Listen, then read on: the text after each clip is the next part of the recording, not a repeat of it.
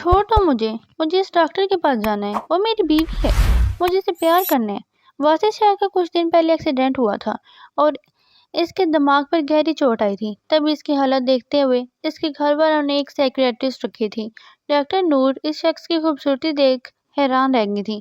واصف شاہ پوری حویلی کا اکلوتا وارث تھا، اس کے بہت سے دشمن تھے۔ دیکھو پاگل، مجھ سے دور ہو، اگر دوبارہ میرے قریب آنے کی کوشش کی تو میں تمہیں ایسا انجیکشن لگاؤں گی کہ ساری زندگی کے لیے اپاہج ہو جاؤ گے۔ نور اس کے لمس پر کانپتی آواز میں بولی تو واصف شاہ نے اسے غصے سے دیکھا تھا اور پھر غصے سے پاگل ہوتے اس نے۔ ڈاکٹر نور سحر اپنے کمرے میں آرام کر رہی تھی کہ اس کے موبائل پر میسیج کی بیپ سنائی دی۔ اس نے میسیج دیکھا اور ایک جھٹکے سے کھڑی ہو گئی۔ ڈاکٹر نور، آپ کو شاہ حویلی والوں نے بلایا ہے، انہیں آپ سے بہت اہم کام ہے۔ وہ کل ہی تو اس چھوٹے شہر میں واپس آئی تھی اور آج اسے شاہ حویلی والوں نے یاد کر لیا تھا۔ میں اس حویلی میں کیسے جا سکتی ہوں؟ اسے خوف محسوس ہونے لگا۔ اس حویلی کے حوالے سے جو راز اس کے دل میں دفن تھا وہ کسی کو نہیں بتا سکتی تھی۔ اس سے پہلے کہ وہ اپنے کمرے سے باہر نکلتی، دروازے پر دستک ہوئی۔ مہرونسا چچی اسے غور سے دیکھنے لگیں۔ شاہ حویلی والے تمہیں لینے آئے ہیں۔ یہ خبر اس پر بجلی بن کر گری۔ میں کیسے جا سکتی ہوں چچی؟ اس نے فوراً سے کہا۔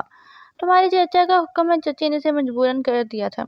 وہ سر جھکا کر آگے بڑھی، اپنی چادر درست کی اور دل ہی دل میں خوفزدہ ہوتی گاڑی میں بیٹھ گئی۔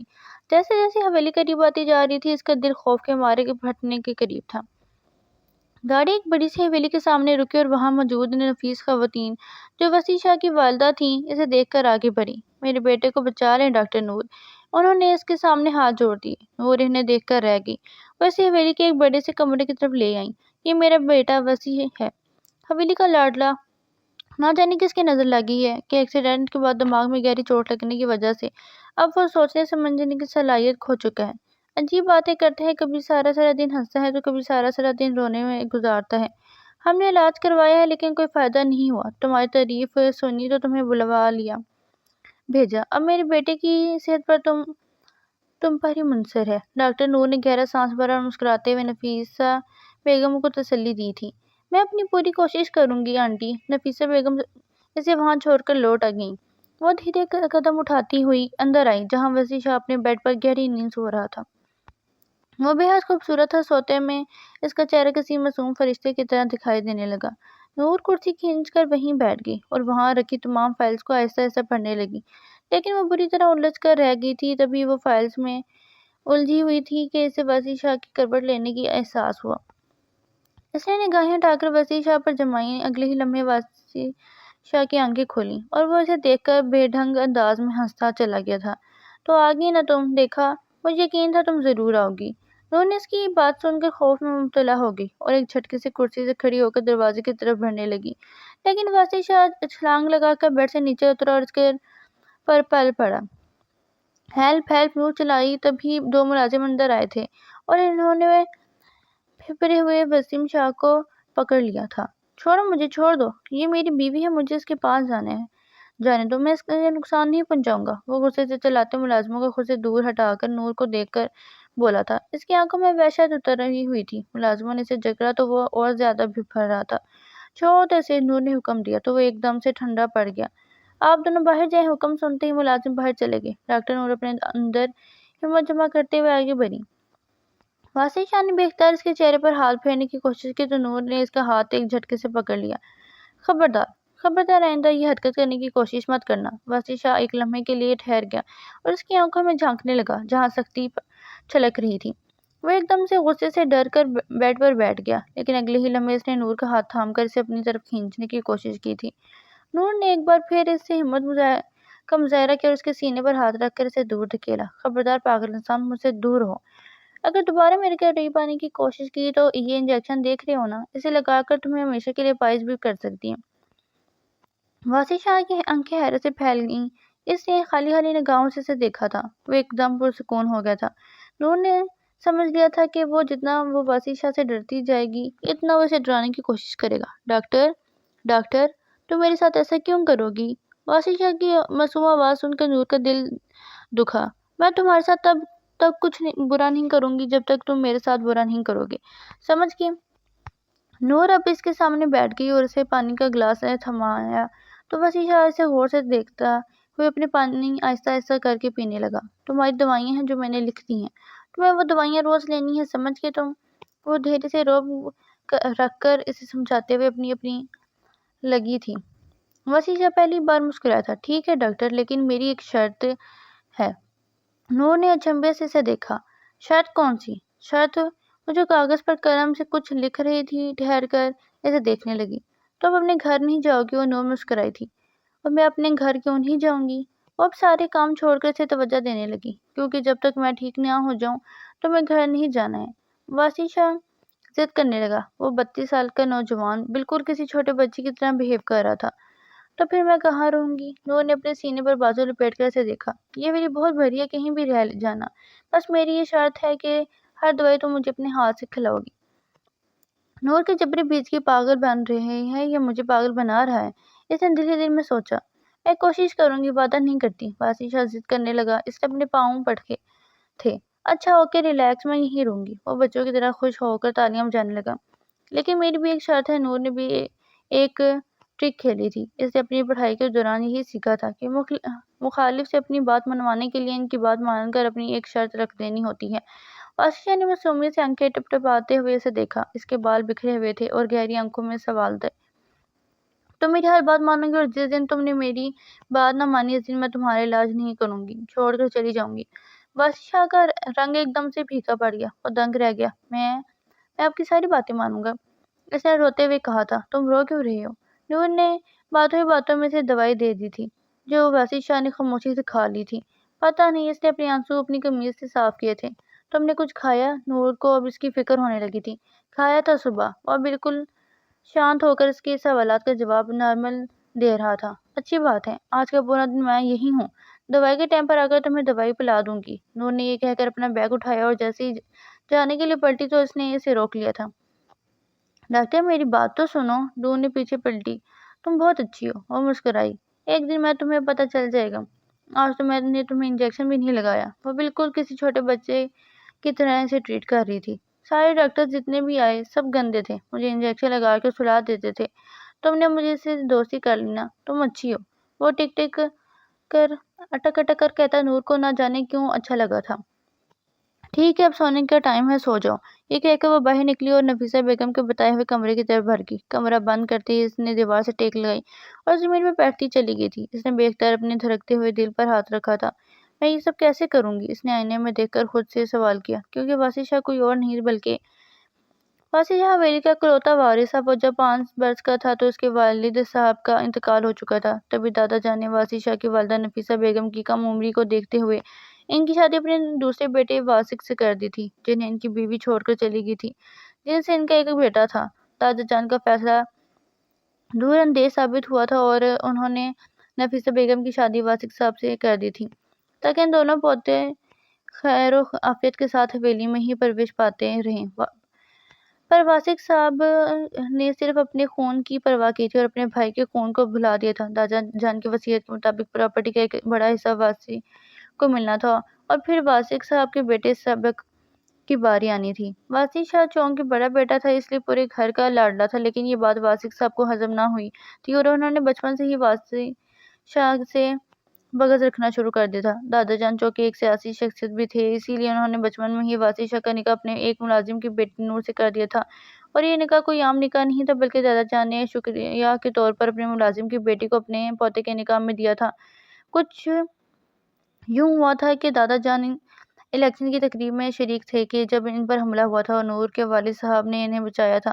وہ شدید زخمی ہو گئے تھے اور 3 دن ہسپتال میں رہ کر دنیا سے رخصت ہو گئے تھے۔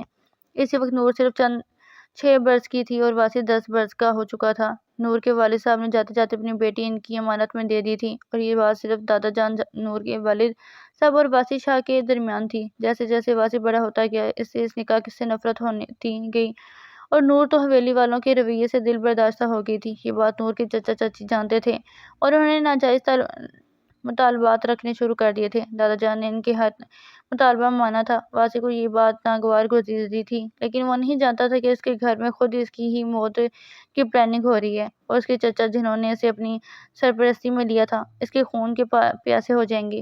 اور جب وہ 30 سال کا ہوا تو جائیداد کا بٹوارا ہونے کے قریب ہوا۔ دادا جان کے انتقال کو 1 برس ہو چکا تھا۔ انہوں کی وصیت کے مطابق جب نفیسہ بیگم نے وسیع کو جائیداد میں حصہ دینے کا مطالبہ کیا تو انہوں نے اس کا ایکسیڈنٹ کروا دیا۔ وہ کوما میں جا سکتا تھا۔ مسلسل 3 مہینے کوما میں رہنے کی وجہ سے بہت سے راز افشاں ہوئے تھے۔ واسق صاحب اس سے ملنے کا ڈرامہ کرتے ہوئے اپنی ساری سازش بیان کر چکے تھے۔ انہیں نہیں جانتے تھے کہ وہ سب سن اور سمجھ سکتا ہے۔ واسق کے بعد نور کو بھی ختم کر دینا چاہتے تھے اور یہ حقیقت انہیں معلوم ہو چکی تھی۔ کوما سے واپس آتے ہی اس نے اپنی جان بچانے کے لیے اپنے پاگل پن کا ڈرامہ رچا تھا، کیونکہ اسے معلوم ہو گیا تھا کہ نور ڈائریکٹر بن کر گاؤں واپس آئی ہے۔ وہ اسے اپنے پاس بلانا چاہتا تھا، سالوں کی دوریاں جو صدیوں پر محیط تھی ختم کرنا چاہتا تھا، تاکہ وہ اس کے ساتھ ایک محفوظ زندگی گزارے اور اپنے مخالفین کے خلاف ثبوت اکٹھے کرے۔ نور اس بات سے ناواقف تھی، دیکھنا یہ تھا کہ اب اونٹ کس کروٹ بیٹھتا ہے۔ اس نے تینوں وقت باسی شاہ کو خود اپنے ہاتھ سے دوائی دے کر سمجھا بجھا کر رات کے وقت اپنے کمرے کی طرف روانہ ہو گئی۔ تب ہی ڈاکٹر آ کر اس نے چپ چاپ کھانا کھایا تھا۔ ذہن پر مسلسل ایک ہی سوال طاری تھا، کیا یہ سب اسی طرح چلتا رہے گا؟ تبھی چاچی جان نے اس کے پاس آئیں۔ اچھا ہوا کہ تم وہاں چلی گئی، جو کچھ ماضی میں ہوا اسے ہم بہتر کر سکتے ہیں۔ یہ سن کر وہ ایک دم سی کھڑی ہو گئی۔ ایسا ہرگز نہیں ہو سکتا، میں صرف انسانیت کے ناطے وہاں جا رہی ہوں اور کچھ نہیں، آپ امیدیں مت لگائیں۔ وہ نے دو ٹوک جواب دے کر اپنے کمرے میں آ گئی۔ ابھی اس نے لیٹنے کا ارادہ کیا تھا کہ مہین کی کال آنے لگی۔ کیا مصیبت ہے؟ اس نے فون کہاں سے لگایا؟ واسی کی حالت پھر خراب ہو گئی ہے، بار بار تمہارے پاس آنے کی ضد کر رہا ہے۔ گھر والے بہت پریشان ہیں، گھر کی تمام چیزوں کو توڑ پھوڑ کر رہا ہے۔ تم آ جاؤ، جلدی آ جاؤ۔ مہین نے حجرت میں کہا تو وہ اپنا سر پکڑ کر بیٹھ گئی تھی۔ یہ آخر ثابت کیا کرنا چاہتا ہے؟ وہ غصے میں اٹھی اور حویلی کی طرف نکل پڑی۔ حویلی کے اندر قدم رکھتے ہی اسے واسی شاہ کی چیخیں سنائی دے رہی تھیں۔ اچھا بھلا تھا یہ، پتہ نہیں کیا ہو گیا۔ نفیسہ بیگم کی آنکھوں میں آنسو چمک رہے تھے۔ میں دیکھ لیتی ہوں، وہ غصے سے میں آگے بڑھی۔ واسی شاہ نے کمرے کو کھنڈر بنا دیا تھا، ہر چیز تہس نہس کر دی تھی اور اپنے پاؤں زخمی کروا کر بیڈ پر بیٹھا پاؤں سے نکلتے خون کو دیکھتا ہے، کسی کو اپنے قریب نہیں آنے دے رہا تھا۔ کیا ہو رہا ہے یہاں پر؟ وہ چلائی تو واسی شاہ اسے دیکھ کر مسکرایا تھا۔ دوست تم آ گئی؟ تم کیوں چلی گئی تھی؟ میں نے تمہارا بہت انتظار کیا۔ کیا بدتمیزی ہے یہ؟ میں نے تمہیں کہا تھا نا، جب تک تم میری بات نہیں مانو گے میں تمہارا علاج نہیں کروں گی۔ واسی شاہ نے ایک دم سے دبک کر ایک طرف بیٹھ گیا، اس کے پاؤں سے ابھی تک خون نکل رہا تھا۔ رابعہ سارا کمرہ سمیٹو، اس نے ملازمہ سے کہا، اور ہاں مجھے فرسٹ ایڈ باکس نکال کر دو۔ تھوڑی دیر بعد رابعہ نے اسے فرسٹ ایڈ کی تھی۔ وہ دھیرے دھیرے چلتی ہوئی واسی کے پاس آئی۔ تم ایک اچھے انسان ہو۔ اس نے بے اختیار اس کا پاؤں کرسی پر رکھوایا تھا اور اس سے باتیں کرنے لگی تاکہ وہ زخم کی پٹی کروا لے۔ میں اچھا ہوں، واسی نے اس کی بات دہرائی۔ میں نے تمہیں کہا تھا نا، دوائی کھانے کے بعد سو جانا۔ تو اب تک کیوں جاگ رہے ہو؟ دل کے ہاتھوں مجبور ہو۔ اس نے اٹک اٹک کر ایسا جملہ کہا کہ ایک لمحے کے لیے وہ دنگ رہ گئی۔ کیا کہا تم نے؟ اس نے چونک کر پوچھا۔ نیند نہیں آ رہی تھی، واسی نے اپنے جملہ مکمل کیا۔ وہ جھک کر اس کی پٹی مکمل کر رہی تھی۔ واسی نے ذرا بھی شور نہیں مچایا تھا۔ بیٹا تم اس کے پاس ہی رہ جاؤ نا۔ اس کی نے پھٹی نگاہوں سے نفیسہ بیگم کی طرف دیکھا تھا۔ آنٹی یہ ممکن نہیں ہے، وہ اچھے خاصے بالغ انسان ہے اور میں… وہ ٹھہر گئی۔ میں ایک جوان لڑکی ہوں اور میں ان کے ساتھ کیسے رہ سکتی ہوں؟ اگر آپ کو ان کا علاج کروانا ہے تو آپ ایک میل ڈاکٹر کا انتظام کر لیں۔ اسے غصہ آ گیا تھا۔ ڈاکٹر تم سو جاؤ نا یہاں پر، میں تمہیں کچھ نہیں کہوں گا۔ میں اچھے بچوں کی طرح سو جاؤں گا۔ واسی شاہ بچوں کی طرح ضد کرنے لگا تھا۔ نفیسہ بیگم نے ہاتھ جوڑ دیے تھے۔ وہ اس وقت اپنے حواسوں میں نہیں ہے، تم یہاں سو جاؤ، کوئی تمہیں کچھ نہیں کہے گا۔ وہ مان گئی تھی کیونکہ اس کی دانستہ میں اس نے واسی شاہ کو انجیکشن دے دیا تھا۔ وہ گہری نیند سو چکا تھا۔ وہ صوفے پر لیٹی ہوئی تھی اور بار بار اس کی نظریں واسی شاہ پر اٹھ رہی تھیں۔ کہیں وہ جاگ تو نہیں گیا؟ یا مجھے کیا ہو رہا ہے؟ میں کیوں اتنی خوفزدہ ہو رہی ہوں، حالانکہ میں اپنے محرم کے ساتھ ہی تو ہوں؟ یہ سوچ ذہن میں آتے ہی وہ مسکرائی تھی اور اگلے ہی لمحے اپنی اس حرکت پر اس نے خود کو سرزش کی تھی۔ اب مجھے سو جانا چاہیے۔ اس نے اپنی آنکھیں بند کی تھیں تو تھکاوٹ کی وجہ سے نیند آنے لگی۔ تھوڑی دیر گزری تھی کہ اسے اپنے اوپر کسی کا سایہ محسوس ہوا۔ اس نے جھٹ سے آنکھیں کھولیں۔ واسی شاہ اس پر جھکا ہوا تھا۔ اس سے پہلے کہ وہ چیختی، واسی شاہ نے اس کے منہ پر ہاتھ رکھ دیا۔ خبردار، چیخنے کی ضرورت نہیں ہے بیگم صاحبہ، نور کی سٹی گم ہو گئی تھی۔ اتنے عرصے آپ مجھ سے دور رہیں، مجھ سے بھاگتی رہیں، آپ کو کیا لگتا ہے کہ میں واقعی میں پاگل ہوں؟ وہ اس کے کان کے قریب جھک کر اس پر قیامت ڈھا رہا تھا۔ چھوڑو مجھے، دور ہو جاؤ، خدا کا واسطہ ہے۔ وہ رو پڑی تھی۔ اور جو آپ نے اتنا عرصہ دور رہ کر ہمیں سزا دی ہے، اس کا کوئی مداوع ہے آپ کے پاس؟ اس نے بے اختیار اس کے منہ پر سے ہاتھ ہٹا دیا تھا اور اب اس سے پر جھکا اس کے بہت قریب تھا، یہاں تک کہ ان دونوں کو اپنی سانسیں ایک دوسرے پر محسوس ہو رہی تھی۔ واسی، خدا کے واسطے دور ہو جائیں پلیز۔ اس نے رخ پھیر لیا تھا۔ واسی نے آگے بڑھ کر اس کا ماتھے کا بوسہ لیا۔ میں جانتا ہوں کہ تم یہ حقیقت جانتی ہو کہ تم میری بیوی ہو۔ وہ بالکل کسی نارمل انسان کی طرح بہیو کر رہا تھا، لیکن تمہیں یہاں لانے کا ایک مقصد تھا، تاکہ تمہاری جان بچ جائے۔ نور نے حیرت سے اسے دیکھا تھا۔ وہ ایک جھٹکے سے پیچھے ہوا اور ہاتھ آگے بڑھا کر اسے بھی صوفے پہ بٹھایا اور خود اس کے برابر میں بیٹھ گیا۔ تمہیں اتنے سالوں بعد یہاں دیکھ کر میرے دل میں ایک ٹھنڈک سی بھر گئی ہے۔ اس نے بے اختیار اس کا چہرہ اپنے ہاتھوں کے پیالے میں بھرا۔ نور سسک اٹھی تھی۔ آپ نے ایسا کیوں کیا؟ آپ نے مجھے دھوکہ کیوں دیا؟ اس نے نور کے آنسو صاف کیے تھے۔ دھوکہ میں نے کسی کو نہیں دیا، مجھے میرے اپنوں نے دیا ہے۔ وہ ایک دم سے سنجیدہ ہو کر صفحے پر ٹیک لگائے اسے دیکھنے لگا۔ 4 سال ہو گئے تمہیں یہاں سے گئے، ایک بار بھی تم نے پلٹ کر نہیں پوچھا کہ میں کس حال میں ہوں، یہاں کیسی زندگی گزار رہا ہوں۔ وہ شکوہ کر رہا تھا۔ یہی شکوہ میرا آپ سے ہے۔ وہ پھوٹ پھوٹ کر رو پڑی تھی۔ تو گیا تمہیں فرق پڑتا ہے؟ وہ اس سے پوچھنے لگا۔ نور نے اس کے سینے پر مکے برسائے تھے۔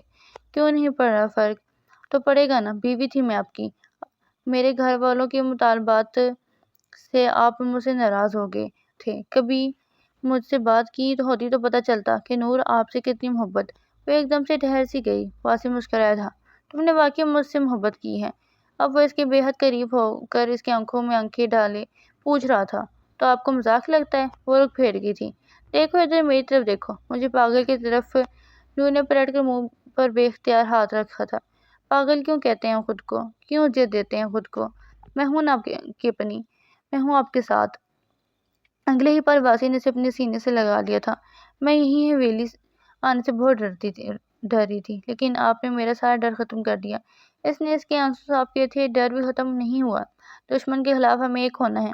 میں واسی کو چچا کو سبق سکھانا چاہتا ہوں، اور تمہاری جان کے بھی در پر ہے، اور اب میں یہ قبول نہیں کر سکتا۔ اس نے آہستہ آہستہ نور کو اپنے پلان بتایا تھا اور نور کو ثبوت فراہم کیے تھے جو اس نے پولیس کے حوالے کیے تھے اور FIR درج کروائی تھی۔ اگلی صبح وہ دونوں اٹھے اور ناشتے کے لیے نیچے آئے تھے۔ تم یہاں کیا کر رہی ہو؟